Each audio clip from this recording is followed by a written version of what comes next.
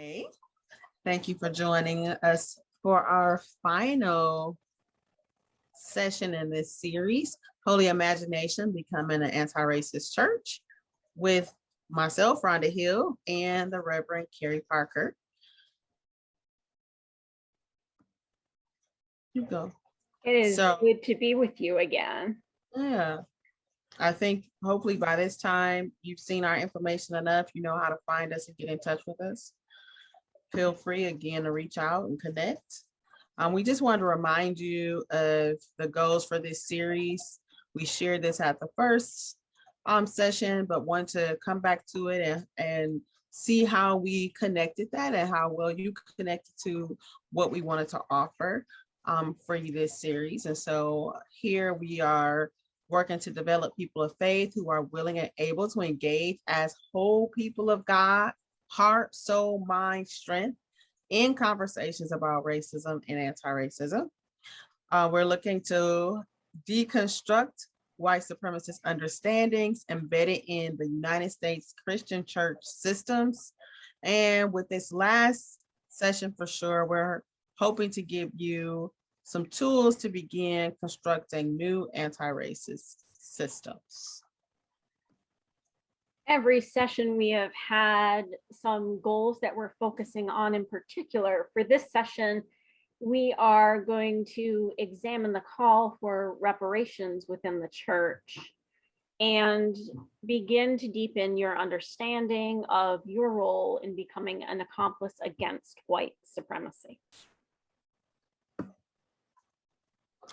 Again, our consistent reminder and also our understanding that you need to show up and be brave, but we also understand that sometimes being brave is hard, but we have to keep pushing it and putting that expectation out there.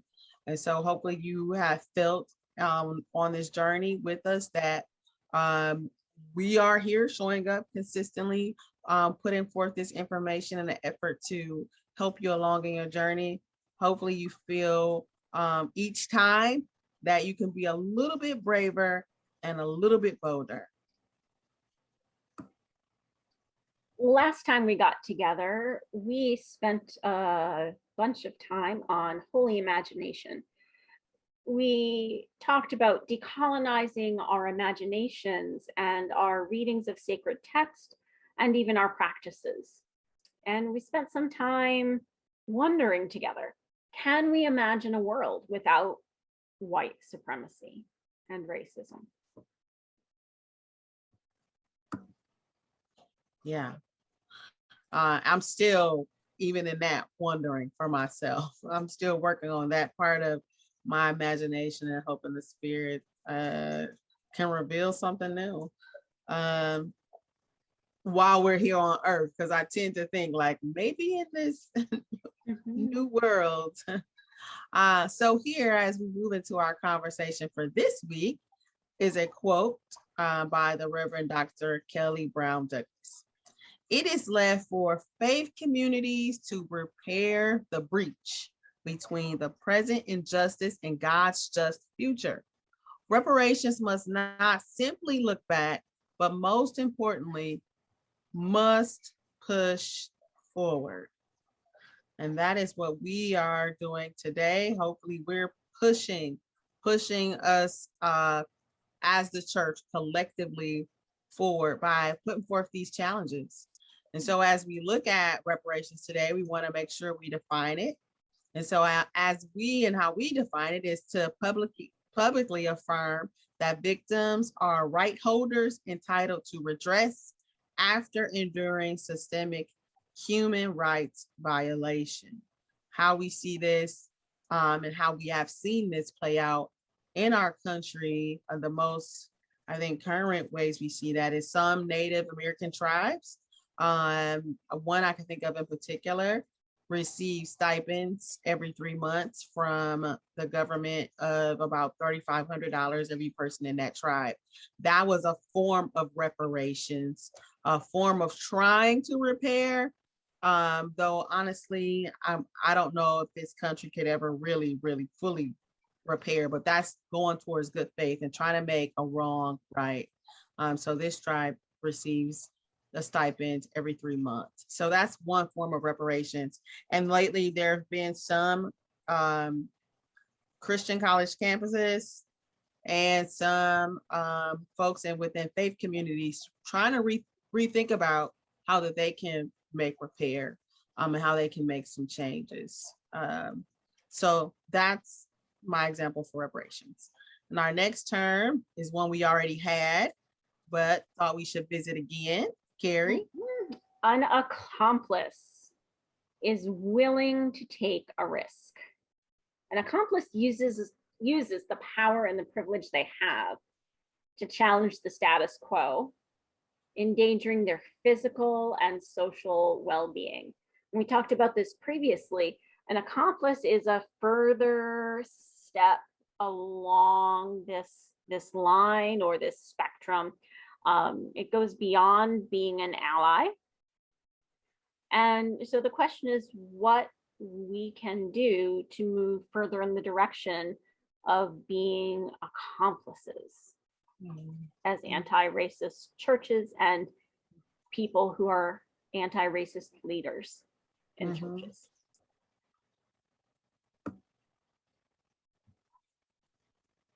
And so as we continue to think about this conversation of reparations, being an accomplice, this invitation that we started with at the very beginning, dismantling, I'm inviting you to dismantle white supremacy. I invite you to take a deep listen to Jim Bear Jacobs' invitation, pushing us and taking us a little step further as people of faith, particularly those of us in the Christian tradition, using a familiar text and helping us hopefully to see what we can do to begin to make some repair.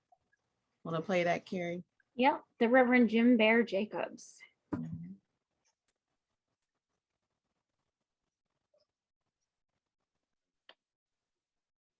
Someone needs to remind the church that, hey, you're about to bring your offering to the altar of God. But your brother, your sister, my grandmother, they have something against you. And it is incumbent upon you to go and make that right.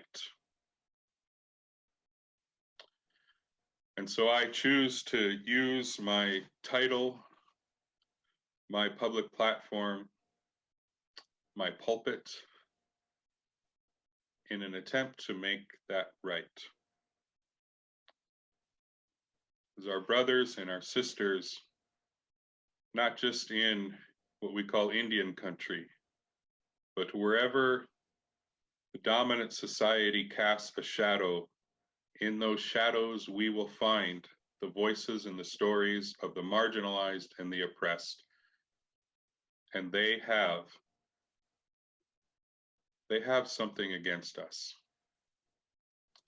And we need to go and make that repair before we bring our offering into the presence of the Lord.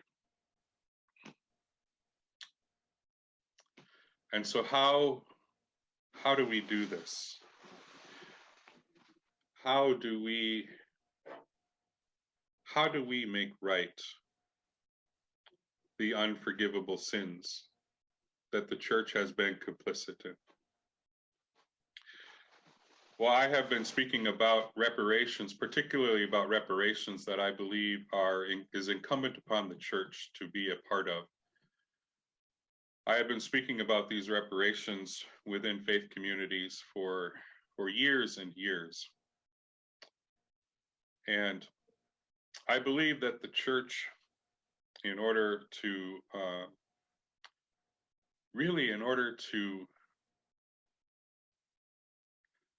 hold integrity in our public witness, we need to be about the work of repair. Matthew 5 tells us that if we are going to call ourselves a community of worship, then first and foremost, we must be a community that is actively involved in the work of repair. I fear if we enter into the presence of the divine and we are not involved in the act of repair, then our efforts are, in the words of the prophet, nothing more than a crashing cymbal and a clanging gong. Just noise, meaningless noise. So I offer some challenges to the churches in which I speak, and I recognize that these are difficult challenges, and I make no apologies for that. And in fully recognizing that these are difficult challenges, I offer them nonetheless, because what we as a faith community, a community of believers, must realize that there is no painless way towards the healing of racial justice. So in order for us to really be about the work of repair and healing, it will cost us something, and we will feel that pain.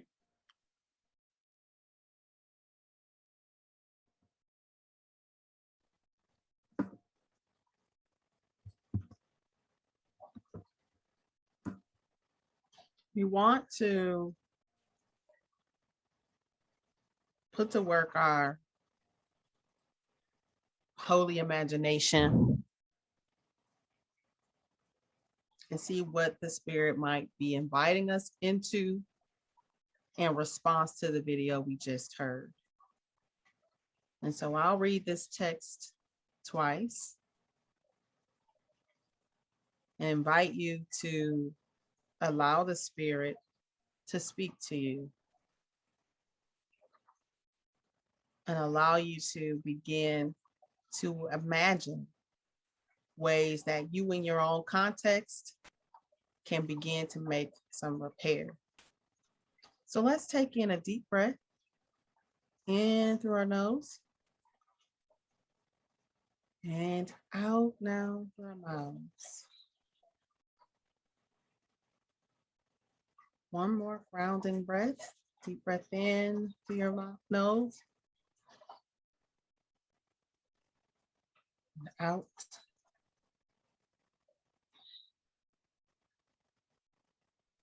So when you are offering your gift at the altar, if you remember that your brother or sister has something against you, leave your gift there before the altar and go. First, be reconciled to your brother or sister, and then come and offer your gift. Come to terms quickly with your accuser while you are on the way to court with him, or your accuser may hand you over to the judge, and the judge to the guard, and you will be thrown into prison. Truly, I tell you, you will never get out until you have paid the last penny. Okay, let's take another deep breath in. And out.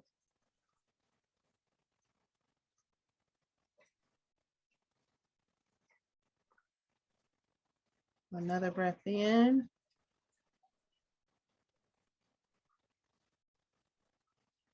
And out.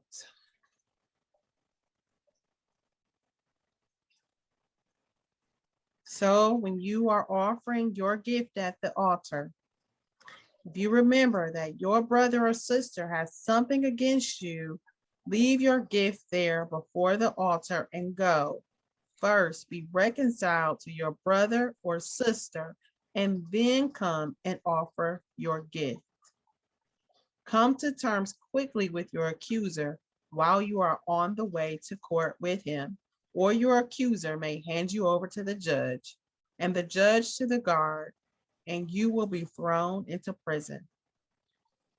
Truly, I tell you, you will never get out until you have paid the last penny.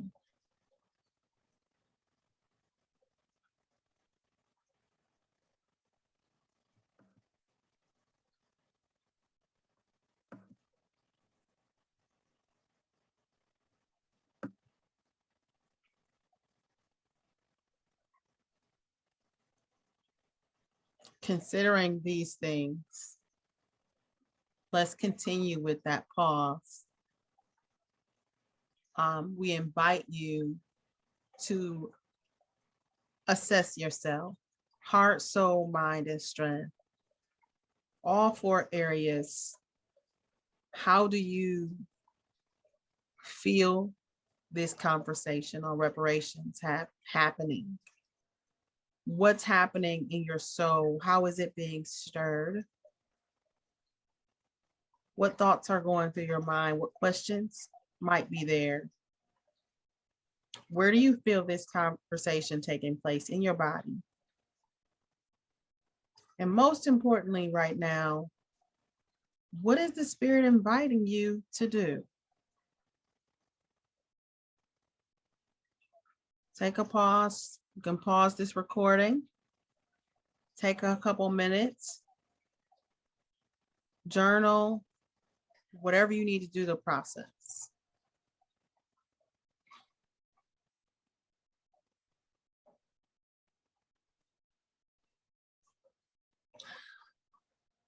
Okay, Carrie. Yes. Any ways, any place you want to comment on, share what's happening for you, what's alive for you right now?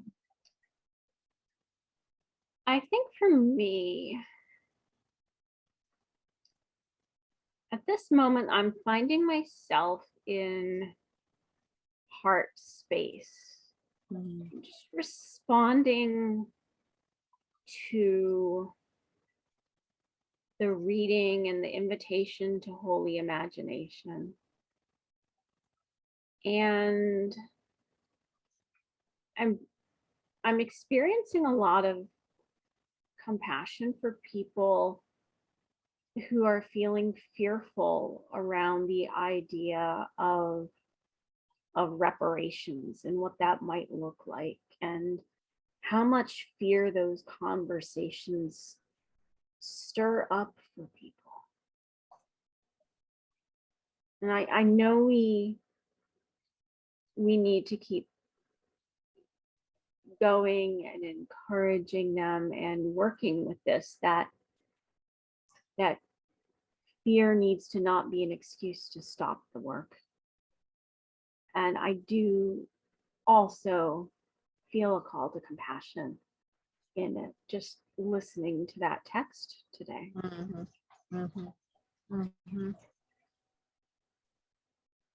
And I feel grief. I feel grief.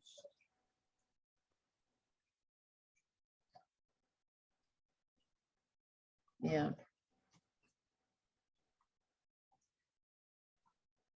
Thank you for sharing that. Yeah. There's a lot to hold in this work, and a lot to share with one another, and honesty is not to be taken for granted. Oh yeah. Thank you. We were fortunate enough to run across a wonderful unfolding of the story of Joseph and his brothers, and what happened at the end of Joseph's enslavement in Egypt when he was reunited with his brothers. And we wanted to bring this to you because sometimes this story is used as an example of forgiveness and moving on. It's like, oh, sure, this terrible thing happened. Look at what his brothers did to him. But then, he he fell on their necks and embraced them, and all was well. They were all together again. And this teaching really explains how it's not that simple. First thing we have to understand, we're talking about human trafficking. This is enslavement. And in the law, in Holy Scripture, it was punishable by death. Terrible sin. And Joseph's response is not immediate forgiveness. He actually tests them to see if they're actually repentant, if they've actually turned around, made a change from where they were when they perpetrated this terrible crime upon him. So at the end of it all, his brother Judah offers himself to be taken into slavery so that the youngest brother, Benjamin, can be spared. And so this commentator, who is generous enough to show their reflections online, talks about how Joseph's tests were really elegant. You know, he can see how Joseph's eldest brother Judah had grown and understood the damage he did and was willing to make things right at great cost. Hear that again. He'd grown, he understood the damage, and he was willing to make things right at great cost. This isn't just moving on and forgetting. Joseph's willing to respond to his brother's repentance, change, and willingness to make repair. There's a response to true change, a willingness to give something up to make the relationship right. So the question from this commentator, and I think for all of us in this anti-racist work, is, do we recognize the harm that we've done? Are we repentant? Are we willing to make things right even at great cost? You know, are we willing to give up all that, even our lives, in order to protect all of the Benjamins, right? And all of the Jacobs in the world? This is the level of repair that needs to be undertaken. It's not something light. It's not a small I'm sorry. It is a deep and profound, faithful, costly action.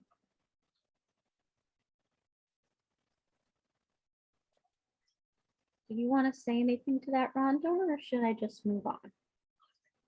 I think it just serves as a reminder, and driving the video from Reverend Jim even deeper, this importance of what it means to before you bring your gift to the altar, make it right. Just what does it really mean to make it right? And what it means for us to be honest and make those real honest assessments of ourselves, to check our motivations and see where we really are. That's kind of what I just think about that. We're still inviting you though, to really think about how you will help dismantle the system of white supremacy. And a part of that invitation is to think about who will hold you accountable to the changes you say you want to make. we don't really make the type of progress and change that we need to make, and that we need to have stick and last without accountability. And so we invite you, as you continue to think about this and continue to equip yourself spiritually, emotionally, physically, mentally. We are saying, bring along another person or two to keep you honest, to keep you pushing forward.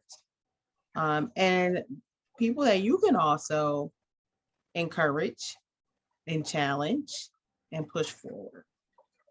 It's a lot less scary when you're going with one or two other people. It's easier to be brave and show up when you're not by yourself.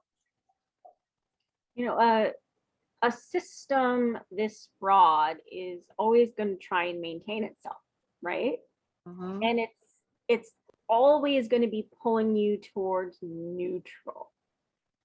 And we're talking about being anti-racist, that we're pulling away from that neutral position. And so breaking down those expectations that we have in ourselves and in our groups, in our communities, it's always gonna be there. It's always gonna take work. So having friends and colleagues and prayer partners and people who are gonna call you out and call you in matters so much. Rhonda brought to us this 12-step approach to help white people take responsibility and dismantle white supremacy. And recovery from white conditioning, I think, is such a great framework for this, Rhonda. We've got the link on our final slide for these. So if you're like, oh my gosh, I can't write all these down, I need to keep pausing. Mhm. Wait till our third slide. We will have the link. You'll get it all. You want to walk us through these, Rhonda? Yeah, and this is a resource, a tool that I discovered and learned about in other trainings from and being engaged in just my own growth. I think that once you go to their website, you will find a community there ready to support you as you're ready to go. They have meetings. They run this really like a 12-step recovery program. So there are meetings for white people that are looking and really wanting to change. So I encourage you to definitely, I didn't create this. I'm not the expert on this particular approach, but I'm very happy to share it and offer it because I think it is right in line with what we are offering and we're challenging you to do.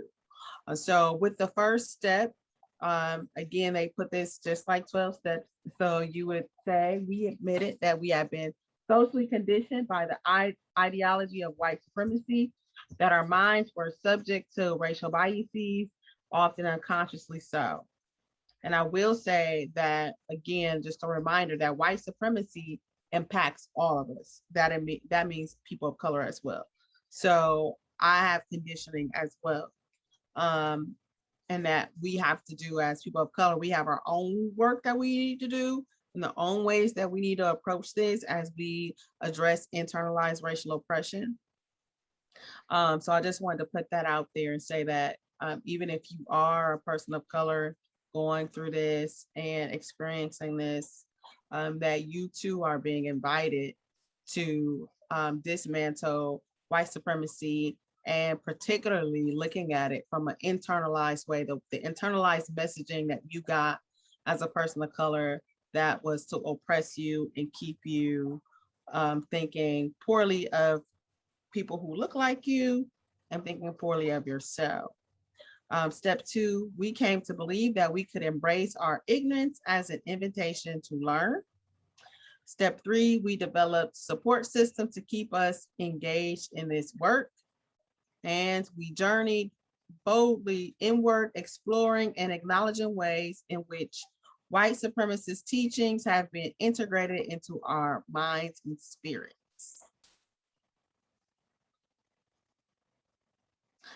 We confessed our mistakes and failings to ourselves and others, which I really like because that gets to that point of accountability. Carrie, you want to read the last three so I won't be the main voice?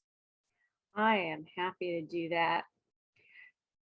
Number 6, we're entirely ready to deconstruct previous ways of knowing as they've been developed through the lens of white supremacy. We humbly explored new ways of understanding, proactively seeking out new learning and reconstructing a more inclusive sense of reality.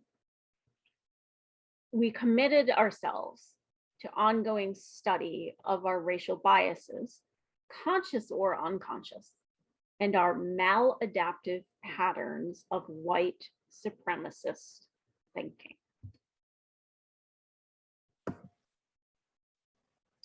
We developed strategies to counteract our racial biases. We embraced the responsibility of focusing on our impact more than our intentions in interactions with people of color. We engaged in daily practices of self-reflection. We committed ourselves to sharing this message with our white brothers, sisters, and siblings in order to build a supportive recovery community and to encourage personal accountability within our culture. So as you can see, those 12 steps are just really powerful statements. And hopefully if you join in with this, or even if you decide maybe this group or community is not for you, but you just go through those and use that as a way to challenge yourself on this journey as you seek to dismantle white supremacy. If you use this as just a guidepost to help you begin to make the kind of changes you want to make in your own self, that you can continue to show up and be brave, I encourage you to do so. As promised, the link to visit their site is recoveryfromwhiteconditioning.com.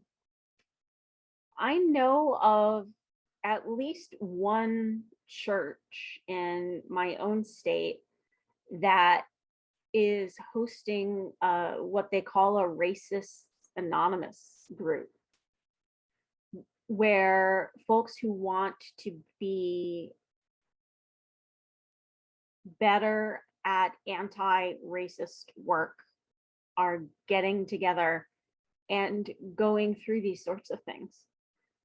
And I'm really grateful they've made that commitment. And I'm hoping that more churches will take on commitments like that as well.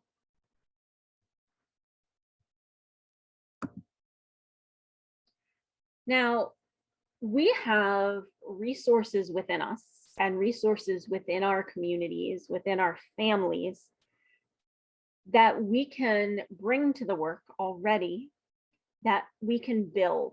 And I want to talk to you about those for a few minutes because these matter so much. It's one thing to have a conversation about what can I learn, right? And it's another thing about what can I bring into this from who I am and what I have. Absolutely critical is authentic relationships, right? This isn't about an anonymous other. This is about knowing people, knowing your neighbor, knowing the people in the other pew, in the other church, in your neighborhood.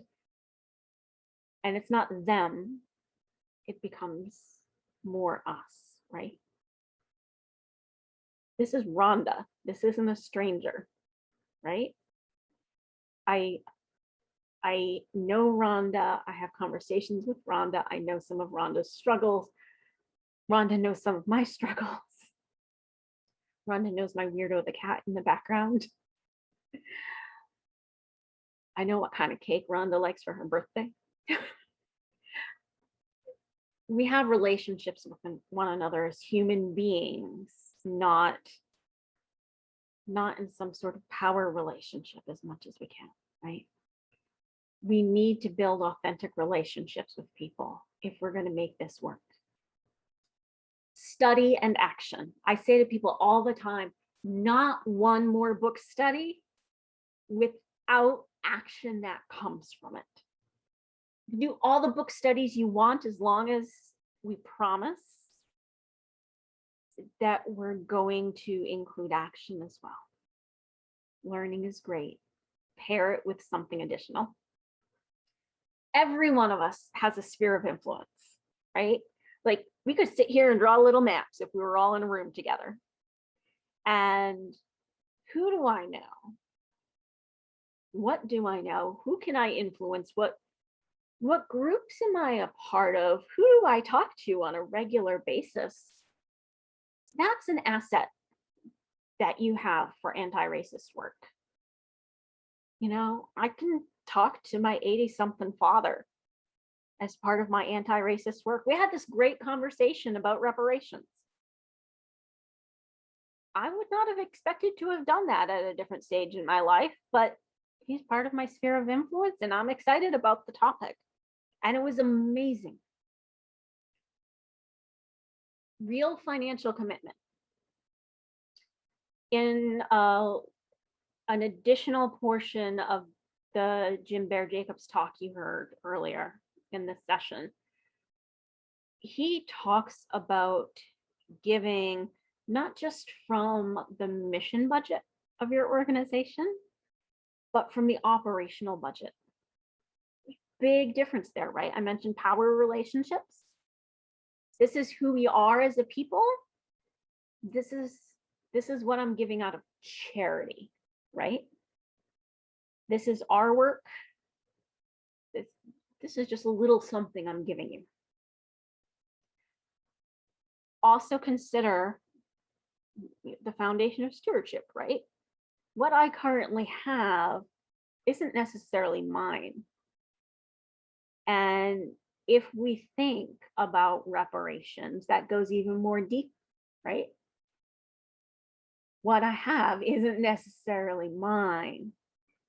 So what can I do to release some of it and share it back to those from whom it may have been stolen over a generational time period? We also need a willingness to accept discomfort. That goes on that spectrum, right? From ally to accomplice. That's something you can bring that's really important. And speak in open doors to places of power. If you have a way to be somewhere where powerful and influential people are without putting yourself in danger, you have a responsibility to do something with that, right? And if you have a way to open doors to help other people get there who haven't been there yet, how can you do that? How can you bring somebody with you? And the last one, which is highlighted in our lovely golden yellow color, not quite our orange color of freedom, but we're almost there. Joy. Rhonda, we were like giddy when we were talking about joy when we were planning this session. Yeah. You can't do hard work without joy. It's not going to happen. It's just not going to happen. So tap into the deepest part of who you are and what your faith foundations are. And find that joy that relates to the transformation of life and transformation of the world. And knowing who you are and what you are called to do. And bring that along with you. And bring your friends along with you. And find an excuse to dance. I don't care if you can't dance, dance anyway. Sing, I don't care if you can't sing, sing anyway. When we all sing together, nobody knows you can't sing. We need this to lighten our hearts, to make the world change. Yeah, I think when you do this work and you allow yourself to take it seriously, and it becomes a real mission for you in life, the amount of injustices that you will become aware of can be very overwhelming and can seek to drown out the joy. But then it's just that old gospel medley and phrase that comes up for me over and over again, which is the joy I have, the world didn't give it to me, the world can't take it away. That's a deeper place. That comes from a deeper place. And so the beautiful thing about remembering to have the joy and us even bringing that up is that that's that part of showing up and being brave too. It takes bravery to be joyful in the midst of such evil, in the midst of such oppression, in the midst of such darkness. It takes something, and you won't be able to be that, have that, harness that, share that essence if you don't make time for holy imagination, sitting, soaking, bathing, allowing the word to come alive in you, through you, expressing itself in new ways. If you don't make time, I think, to do some of these things that was already shared on this resource list, especially pairing action with study, building authentic relationships, sacrificing in your giving, all those things, being uncomfortable, you have to make time, open space to really invest and share yourself in that realest, deepest way, that you tap into that deep joy that's there deep down inside. Because as you progress and get into this thing, and it becomes more real to you, it unleashes your true person, that which white supremacy came to steal. As scripture say, steal, kill, and destroy. So yeah, joy is definitely important. It's a spiritual discipline, and I encourage you to definitely strengthen that in your life and bring it to the work, because nobody wants to be around a curmudgeon.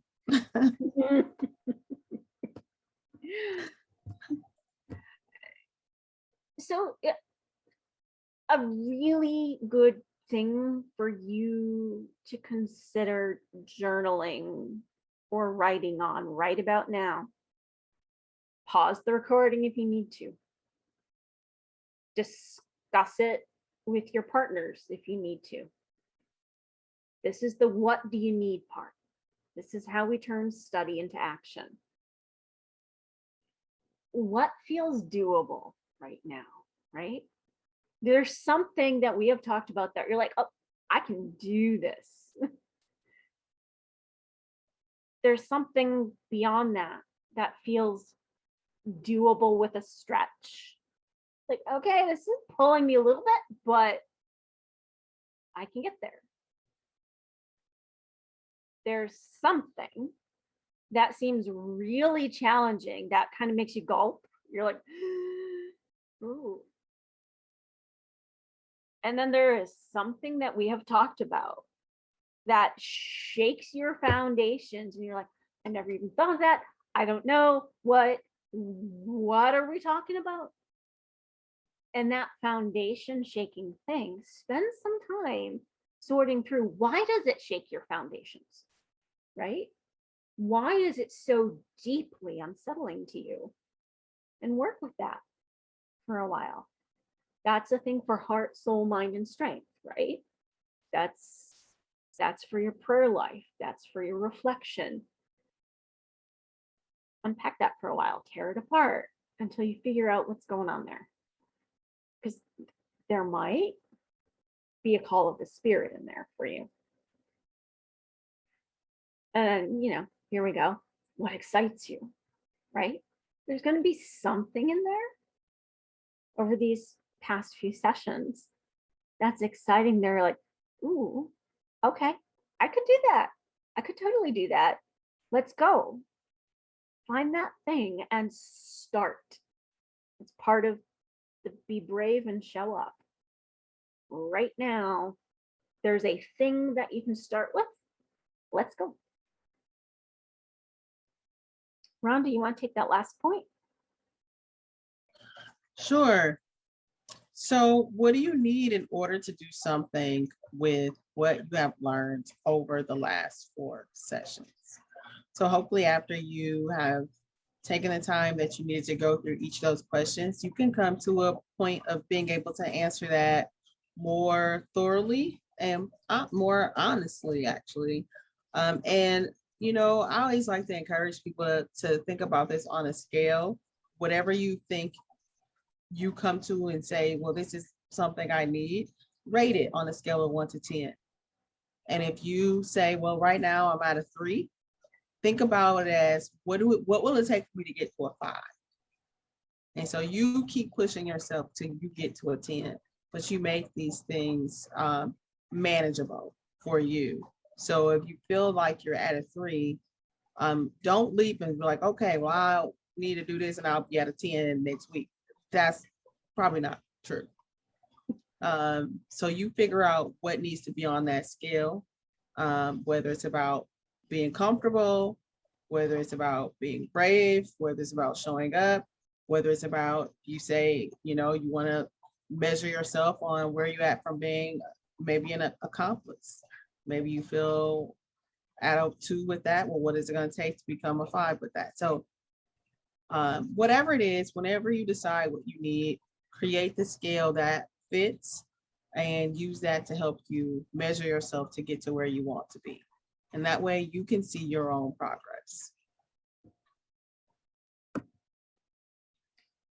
We have one last temperature check here. What's going on? Heart, soul, mind, and strength. Are you focused in one area over the other? One popping up more? Are you action oriented? Are you feeling things in your body? Are you ruminating? Is something happening up here? Things bopping around in your brain full of ideas? Is your spirit all sorts of activated? You hear Holy Spirit whispering to you. Something going on in your heart. Your emotions stirring. You have memories. You have things happening. What's most alive right now for you? And you know, what might that be saying? Is there something else that needs to be activated, or is that the place where you need to be?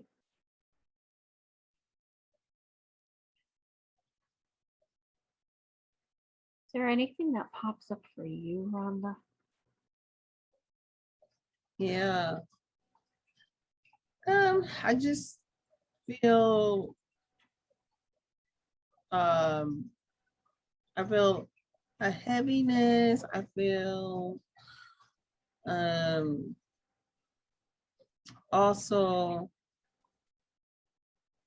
curious. I have some curiosity working right now as well. And I'm also leaning into, which those two things are really making me lean more into the action / soul space, which is soul space, and where I feel my spirit is calling is more prayer. And so that would be also my action, you know, like, yeah, I feel my soul being stirred and being called into prayer as an action. Feeling more balance in these than I typically do. You know, it feels to me like as we're coming towards the end of this series, like all of these are popping for me. There's a little bit going on everywhere. Like, okay, let's bring it all together. So I'm looking forward to sitting down with my journal and working on what's going on and what's next for me. Yeah, for sure. Probably going outside too, because I find that that's where I do my best reflection on this sort of stuff. Away from the screens. Yeah, absolutely. So I'm hoping that you all are really, as you watching this and going through this, that you're really taking the time to pause the recording, giving yourself that moment to self-reflect and check in with yourself and journal as you need to, each step of the way. Because as you really allow yourself to engage with this content, you set aside for yourself at least an hour and a half to 2 hours with this material, I guarantee you something transformational will begin to happen in you. Absolutely.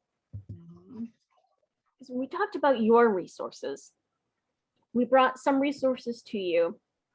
I wanted to point out some external resources that you might want to consult. Consider looking up your own tradition statements and your history on racial justice efforts. There's a lot there. You're going to have theological content. You might have some unpacking of Bible stories that we haven't touched on. You may have calls to action. You may discover things about your own legacy, relationships with First Nations, interactions with slavery and emancipation, and actions towards restoration and reparation. It's good to know about these things in your tradition. Also consider your own geographic community. What are the statistics and stories in your own geographic area? And maybe with your own individual faith community as well. You know, what's the story there? Various traditions and websites we've pulled for you. Presbyterian Church USA colleagues. This isn't from the national church, but a group of colleagues within the Presbyterian Church USA has developed an initiative called restorative-actions.org. And it helps churches and individuals sort through what portions of their wealth might be derived from previous injustice over the years, previous economic injustices, and to develop a financial plan to make restorative action, to give that wealth to organizations that will manage it. And so for First Nations and for African American groups who manage their own funds and decide how to grant those funds for their own communities. It's a wonderful initiative to explore. The Mennonite Church USA has a large Doctrine of Discovery initiative, dovdmenno.org/stories of repair. Don't forget the hyphens. Long storytelling initiative. They've got videos and lots of other booklets, some of which you can actually get in paper form, almost all of which are available in PDF. If you haven't been to the Native Lands website, native-land.ca, you can look up whose land you are living on, what the treaties are, what the languages are. It's a really important resource if you're thinking about doing land acknowledgements. Equal Justice Initiative, EJI.org. In addition to physical sites, a museum and a memorial around slavery and lynching, and the continuity between that and all the way through unjust incarceration and the death penalty these days. There's a huge treasure trove of information they hold and is well worth exploring. The Smithsonian Institute. If you have not been to the Museum of African American History and Culture and the Museum of the American Indian, phenomenal resources as well. They have magazines, they have robust websites, and those are some outside resources. Go exploring and find and learn, use them to inspire you to do. Absolutely.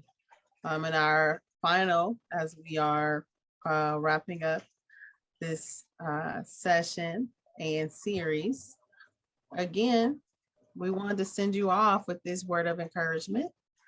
Word of encouragement / mandate. Show up.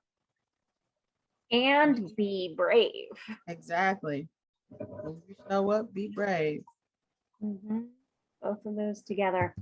We have given you contact information multiple times. It is back here again. My colleague Rhonda, who originated and runs Race and Faith, can be reached at rhonda@raceandfaith.org. She has a website, she has Facebook, she has email, and she will be glad to talk to you about other courses or coaching or other opportunities. Wisconsin Council of Churches is at wichurches.org, and you are welcome to email me as well. And I will be happy to connect you with our staff and the other resources that we've curated. We're proud that Race and Faith is an associate member of the council and grateful to collaborate with them. Yeah, so happy to have you as a partner. Again, thank you for joining this series, Holy Imagination. Really hope that it has blessed you and has spoken to you, that it has encouraged you as well as equipped you to start, continue, or go deeper into dismantling white supremacy and creating a church community that is centered on love and action by being anti-racist. So thank you for joining us. Enjoy the rest of your day. Bye-bye.